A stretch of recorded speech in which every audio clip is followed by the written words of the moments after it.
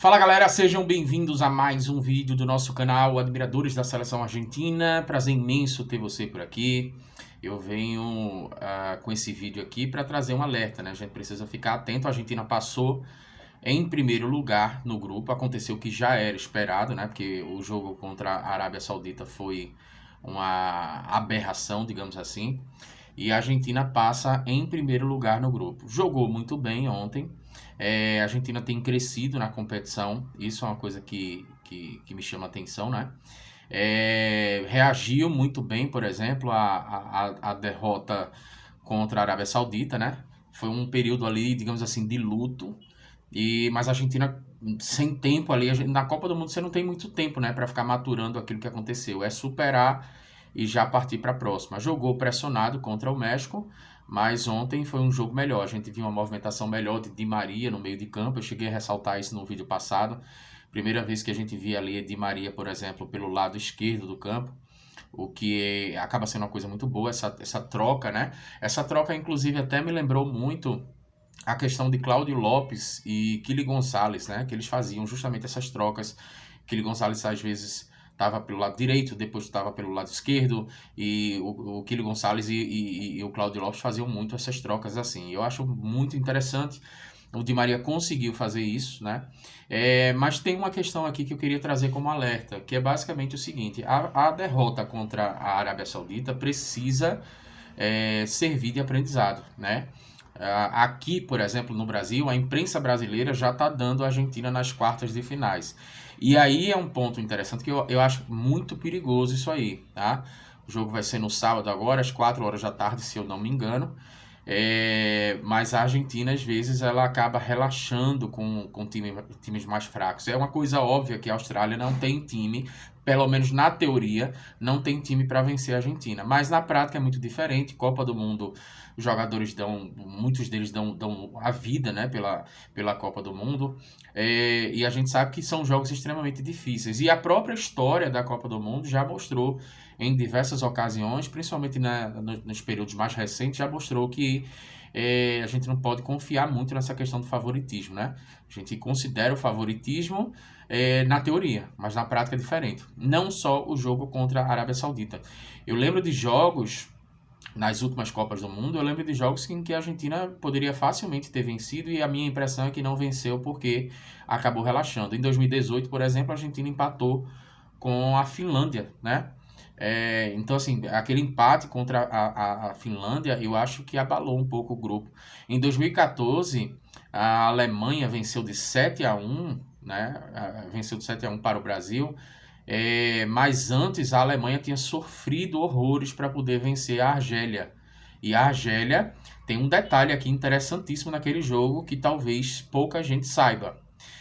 Na Argélia, a maioria são muçulmanos, né? E os muçulmanos, eles têm umas datas comemorativas em que eles precisam ficar de jejum. Então a Argélia, naquele dia ali, era justamente o dia em que a Argélia precisa ficar de jejum. Na seleção da Alemanha daquele período, eu acho que só tinham 2 jogadores ali que eram muçulmanos, o resto não. Então você tem esse detalhe aí, que eu acho que é um ponto interessante.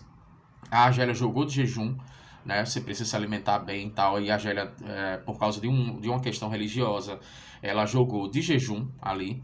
E o jogo ainda foi para prorrogação. A Alemanha, se não me engano, venceu de 1-0, mas assim, o jogo já estava indo para os pênaltis, né? Então a gente precisa observar isso, porque não tem essa questão de favoritismo na prática, né? Na teoria é uma coisa, na prática é outra. E eu realmente acredito que a Austrália vai tentar levar o jogo para os pênaltis, o que também serve de alerta, porque a Argentina geralmente precisa de espaço para jogar.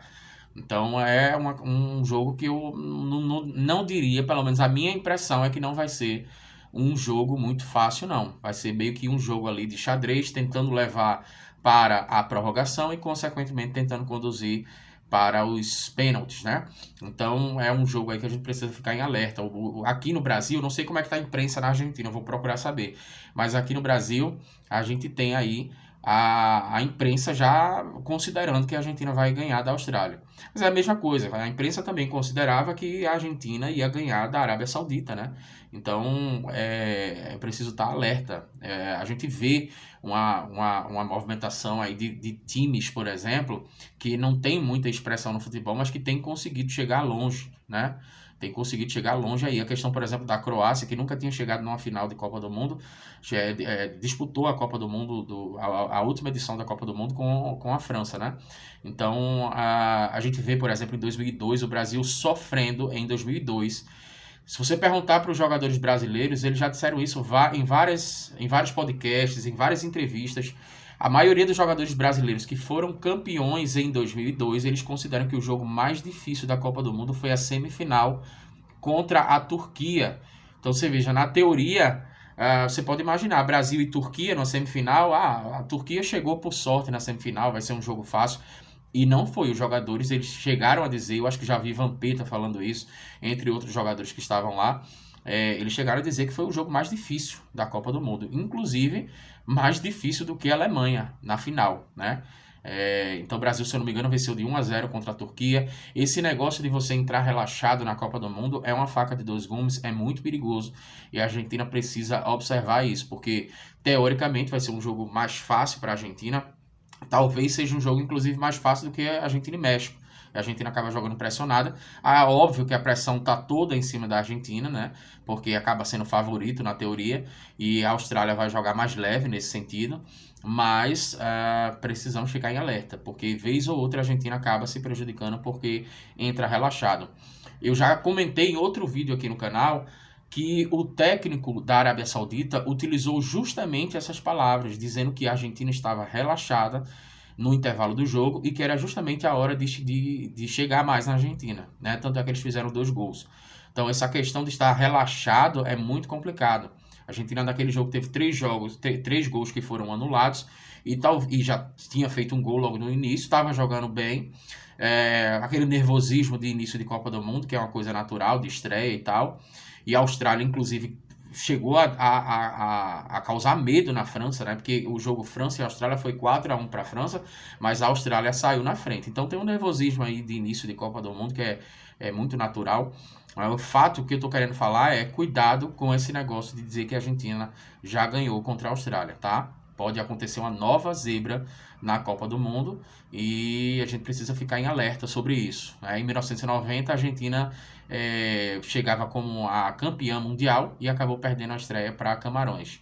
E mesmo assim, a Argentina chegou na final e perdeu para a Alemanha com um pênalti completamente discutível. A história pode sim se repetir, a Argentina pode ir crescendo ainda mais na competição, porque a gente sabe que tem espaço para crescer ainda mais. O Depou, por exemplo, ele me parece que ele está um pouco perdido ali ainda no meio de campo, né? O Depou é uma peça importantíssima, inclusive jogando com o Messi.